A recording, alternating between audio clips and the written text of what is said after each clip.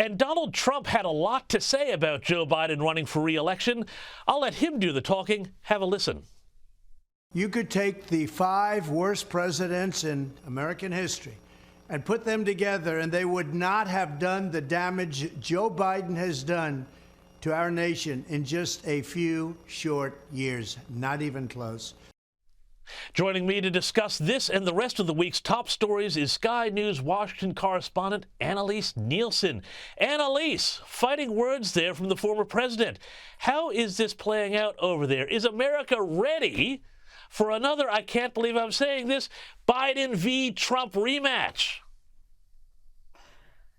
Look, it's where the polls are sitting, and we haven't seen another contender come into the race. You have to remember, Ron DeSantis hasn't declared yet. As much as he's being treated like the other guy in the Republican race, he's only now discussing potentially putting an exploratory committee out in a few weeks. And even that's not the governor saying that. That's sources within his campaign talking to reporters. So this is where we are at. I know it's exhausting that we're already talking about next year's election, but I mean, this is how it runs. They need to get candidates funded. They need to get ready for the debates coming up. The first ones could be as early as August this year. So, yep, this is where we are. Well, now I want to get into Joe Biden's press conference that he held with the South Korean president in a minute. But before we do that, let's just go a little further on this Ron DeSantis question, because Donald Trump has been just, beating the heck out of him on the stump. Everybody goes, he talks about Ron DeSantis, how terrible he was. And yet I'm also hearing that when the Florida legislature breaks on May 6th, that's when DeSantis is going to announce that exploratory committee.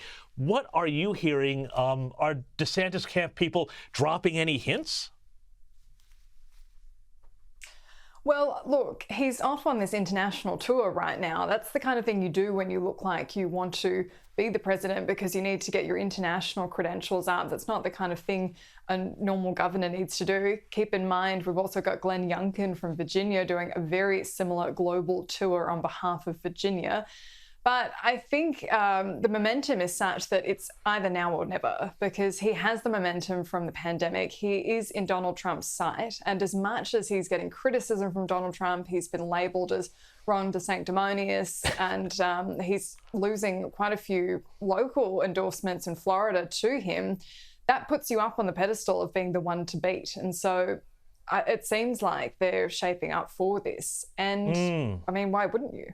Why wouldn't you indeed? Well, I mean, there is always 2028, and he is only 44. But let's talk about a guy who's 80 years old, Joe Biden. And he had a rare press conference this week, a very scripted one with the president of South Korea. Now, Annalise, you'll know how these sort of bilateral press conferences work. They're very scripted, much more than the sort of normal free-for-alls.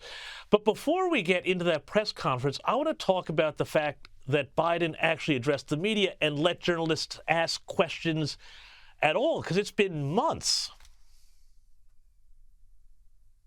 He does the least media of any modern president. I mean, you can go back generations and he does the least. And I think this is why we end up in these situations where there's so much focus on a question on a card being handed to him. And I know we're going to talk about that, but I think he's done 11 solo press conferences. Donald Trump in his time did 44, I believe, are the numbers. And then there were many more even from Barack Obama as well. And so this is an administration that's really starving journalists of access to the president. And this is just extraordinary to watch play out in real time. You get these little questions dripped in and out as he's going onto planes and off planes. He'll get shouted at and he'll give these 3-word answers. And then the White House press briefing will say, well, he answered that question yesterday. What's your opportunity for a follow-up? What's the context? And when do the American people get to hear from the president? It seems like it's only going to be when he starts hitting the campaign trail again.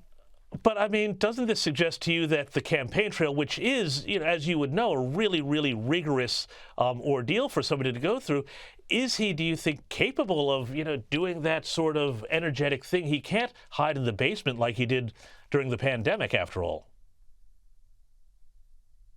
He got a very easy run in 2020. Very much the sense was, look, people are voting against Donald Trump as much as they're voting for Joe Biden. In this capacity, yeah, you can't get away with saying we're going to do rallies where people are in their cars honking their horns. Do you remember that during the pandemic? The people, they had those like rallies and he'd get up and make a speech and they just honk the horns. Where's the questions for that? But at the same time, you have to go through primaries. Like I was at the Iowa caucuses and got to throw questions in for Democratic candidates before the pandemic hit. And I mean, even one of the events I went to in Iowa with Joe Biden, he was getting mixed up when he was talking and kind of contradicting himself. So yeah, look, he's going to have to get out there and it's going to be tough. Well, it is going to be tough because, I mean, we saw that at that press conference, one of the photographers with their long lens managed to snap some of his note cards, and it appears that he had advanced knowledge of at least one of the questions, and he had the talking points all there ready to go on what the question was going to be and how to answer it. One of the cheat sheets reminded him that this was going to be a, quote, tough Q&A. Are people just really starting to wonder if this guy is up to the job, if he can't handle off-the-cuff questions from the press pack? And is the press pack just feeling really demoralized about the whole prospect of, continuing to cover him as White House correspondents? I think there was this real sense after Trump left with the White House, the press, the group, was that just everything calmed down a lot. It used to be a lot more like they used to have crews on standby over the weekends in case Donald Trump tweeted something at 3 a.m. Now it's really clear that like you knock off and you know that the president's not doing anything over the weekend. And so it's calmed down a lot. I think it's a lot more predictable hours and a lot more back to the sense of what it used to be. But at the same time, I mean, I died when I saw that card. And I've been a journalist for over 10 years. I know what it's like. You do deal with staffers. You do have relationships with good staffers. They should be kind of talking to you all the time. And then so you have that kind of relationship where they get a sense of what you're interested in, because especially you should be saying like, I want to ask about this. Why aren't we getting asked questions about this? But to have the exact question, I've never seen anything like that. I don't know if you've ever seen anything like that, but I was stunned. Look, I mean, we've both been in this. We've access, and that's what we get. Yeah, I mean, we've both been in this business a long time, and I know that when you have those bilateral press conferences, certainly when a foreign leader visits Australia, the press pack will put up certain people who will be chosen because there's only a couple of questions for each leader. But nothing like that, and there's certainly not a scripted question and answer like we saw there. It's just absolutely Soviet, frankly. But let's move on here. Other stuff's going on, too.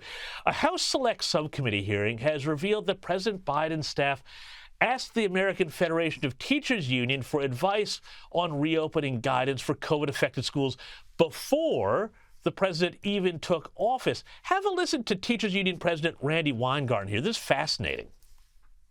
We spent every day from February on trying to get schools open. We knew that remote education was not a substitute for opening schools, but we also knew that people had to be safe. Now, this completely contradicts what she's previously said, because she called attempts to reopen schools reckless, callous, and cruel. Does this show that the teachers union just is, out of touch, but also has too much sway in the White House and in a country where education is frankly in crisis?